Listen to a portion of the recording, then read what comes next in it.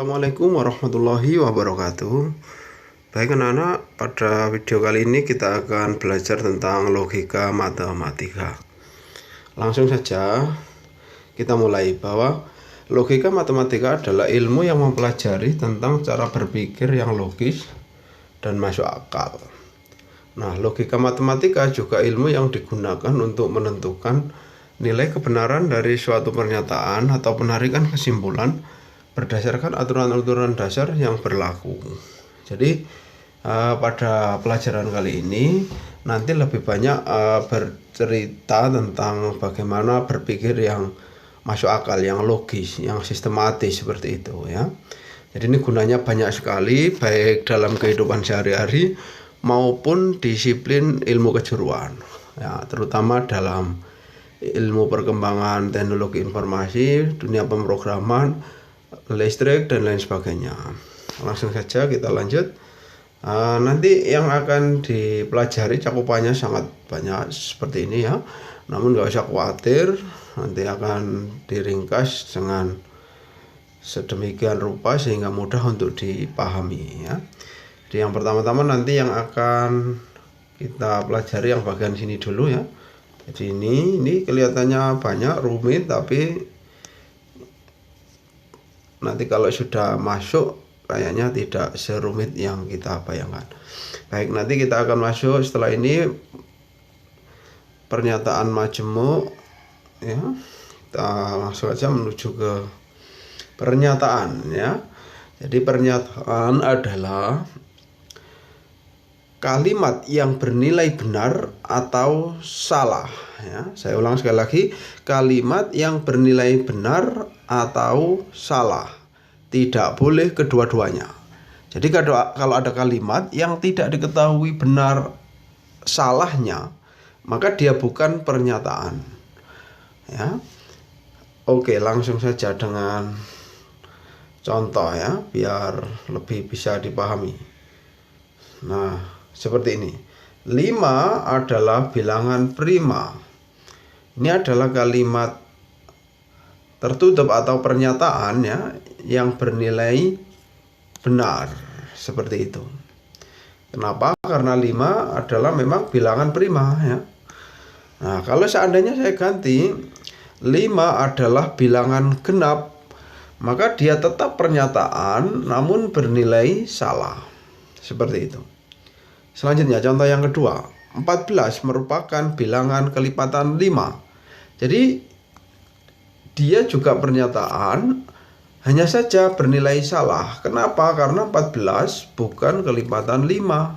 Nah, seperti itu. Jadi contoh yang kedua ini adalah pernyataan yang bernilai salah.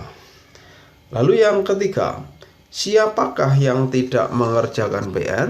Nah, ini jelas sekali, ini bukan pernyataan melainkan pertanyaan. Ya, kenapa? Karena di sini kita nggak bisa memikirkan ini kalimat yang benar atau kalimat yang salah. Nah, seperti itu. Lalu contoh yang keempat, Kota Malang terletak di Jawa Barat. Pernyataan hanya saja bernilai salah.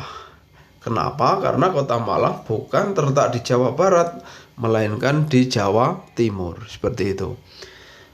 Oke, yang terakhir, contoh yang kelima. Mr. X ditemukan tadi malam pukul 21.00. Nah, di sini mengandung unsur variabel ya, yaitu X. Kita tidak tahu X itu apa, siapa ya. Sehingga kita masih belum bisa menjustifikasi atau memastikan bahwa kalimat ini benar ataukah salah. Nah, dengan demikian contoh yang kelima ini juga bukan pernyataan. Nah, ini saya lingkari ya. Jadi contoh ketiga bukan, contoh kelima bukan. Alasannya kenapa? Karena tidak diketahui benar atau salahnya. Baik, seperti itu ya. Lanjut. Nah, lambang dari pernyataan biasanya dituliskan dengan huruf ya. Bisa P, bisa Q, bisa R dan seterusnya ya. Terserah bagi yang mau menuliskan. Lalu lawan dari pernyataan itu adalah kalimat terbuka. Kalimat terbuka berarti maknanya adalah kalimat yang masih belum jelas benar atau salahnya. biasanya ditandai dengan adanya variabel, ya, adanya peubah yang mana di situ menimbulkan ketidakjelasan, ya. Contoh dalam matematika banyak sekali, mungkin 2x sama dengan 10, ini juga contoh kalimat terbuka, ya, yang mana kalau saya sudah mengganti 2x-nya saya isi dengan misalkan 10 gitu, ya. Nah, ini sudah menjadi kalimat tertutup atau pernyataan, hanya saja bernilai salah. Akan benar kalau X-nya saya ganti dengan 5. Nah, ini menjadi pernyataan yang bernilai benar. Jadi diingat sekali lagi, pernyataan itu tidak harus selalu benar, ada kalanya salah, ya. Namun yang pasti dia sudah jelas, ya, kebenarannya ataupun kesalahannya. Oke, ya, kita lanjut bercerita tentang nilai kebenaran.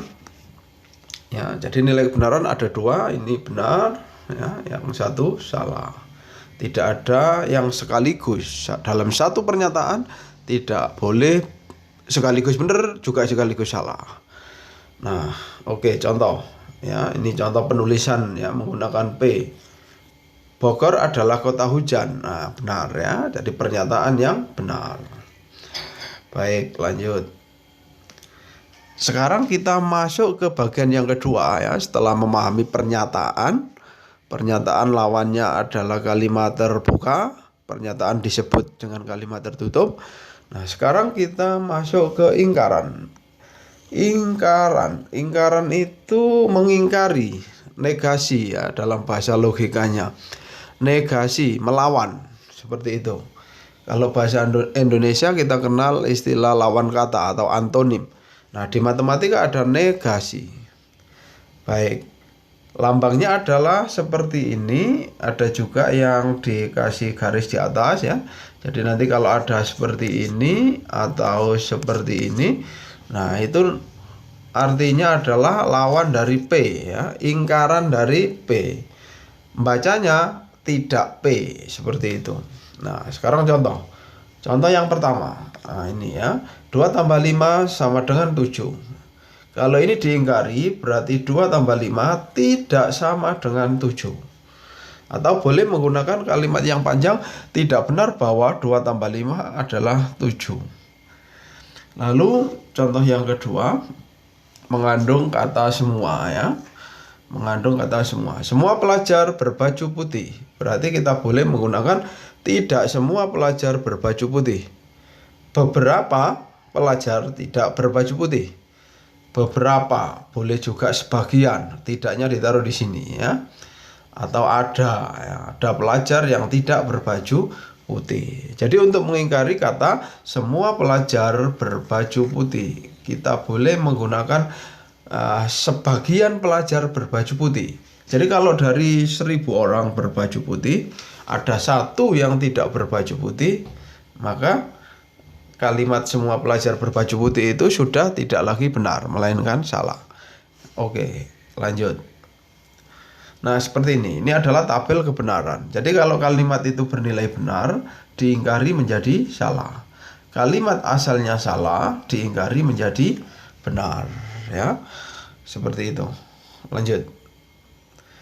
Pernyataan majmuk, ya. Jadi untuk yang bagian ketiga ini, ya, pernyataan majmuk itu ada 4, yaitu disjungsi, bahasa Indonesianya atau, konjungsi, dan implikasi jika maka. Lalu B implikasi jika dan hanya jika, seperti itu, ya. Nah, adapun contoh penggunaan dalam kalimatnya adalah misalkan Ana memesan sandal merah atau sepatu basket. Jadi Ana ini memesan sandal merah atau sepatu basket. Kalau sandal merahnya ternyata datang, ya benar. Sepatu basketnya saja yang datang juga benar, ya. Atau kalau kedua-duanya benar juga tidak masalah, ya. Jadi atau itu boleh milih salah satu atau dua-duanya. Kalau dan harus dua-duanya. Ayah membaca koran Tempo dan Kompas. Nah, seperti ini. Jadi kalau seumpama diganti contoh yang lain, ya misalkan seseorang minta tolong pada anaknya ambilkan HP dan casnya ya, dan chargernya. Maka kalau si anak mengambilkan salah satu, si bapak akan menganggap bahwa itu sebuah kesalahan karena yang diminta dan dua-duanya ya. Jadi harus dihadirkan dua-duanya, baik handphone atau maupun chargernya, seperti itu. Nah, jika maka ini adalah kalimat yang menggunakan hukum sebab akibat ya. Jika hari ini adalah hari Senin, maka siswa memakai seragam putih. Jadi harus terjadi hari Seninnya, baru si siswa akan memakai seragam putih. Berarti kalau hari Seninnya belum terjadi, maka implikasinya siswa memakai seragam putih biasanya tidak terjadi, seperti itu. Baik, yang nomor 4, implikasi jika dan hanya jika. Aku membawa pensil 2B jika dan hanya jika menggunakan lembar jawab komputer. Jika dan hanya jika ujiannya menggunakan lembar jawab komputer. Atau diganti contoh yang lain, aku akan datang jika dan hanya jika ia juga datang ya. Nah, seperti itu.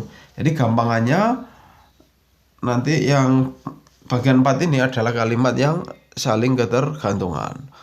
Jadi dia akan saling bergantung antara kalimat pertama dengan kalimat yang kedua. Baik, untuk yang bagian pernyataan majmuk ini kita akan kupas lebih dalam di video yang kedua. Untuk video bagian pertama saya kira cukup sampai di sini dulu. Semoga kalian bisa memahami. Saya kira assalamualaikum warahmatullahi wabarakatuh.